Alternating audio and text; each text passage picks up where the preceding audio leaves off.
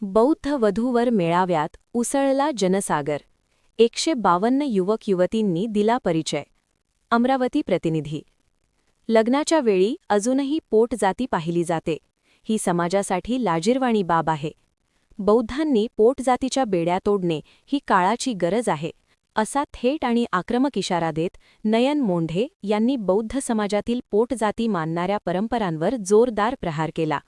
152 युवक-युवतींनी सहभाग घेत आपला परिचय दिला. त्यामुळे मेळाव्याचे वातावरण उत्साहपूर्ण झाले.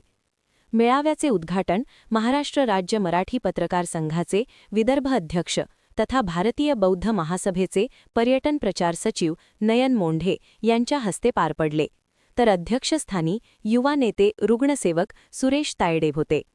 प्रमुख पाहुण्यांमध्ये ॲडव्होकेट सिद्धार्थ गायकवाड, नगरसेवक मंगेश मनोहरे, डॉक्टर निर्मल सरदार, निशांत बनसोड यांच्यासह अनेक मान्यवर उपस्थित होते.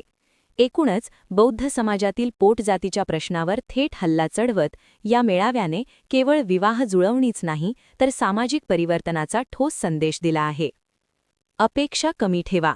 सिद्धार्थ दामोदरे. पालकांनी अवास्तव अपेक्षा न ठेवता निर्व्यसनी व अनुरूप जोडीदार मिळाल्यास लग्न जुळवावे. या मेळाव्याचा उद्देश गरीब, शेतकरी, मजूर आणि घटस्फोटित व्यक्तींनाही योग्य जोडीदार मिळवून देणे हा आहे, असे मुख्य आयोजक सिद्धार्थ दामोदरे यांनी स्पष्टपणे सांगितले. या प्रसंगी नगरसेवक मंगेश मनोहरे, पत्रकार उज्ज्वल भालेकर यांच्यासह विविध क्षेत्रातील मान्यवरांचा जाहीर सत्कार करण्यात आला.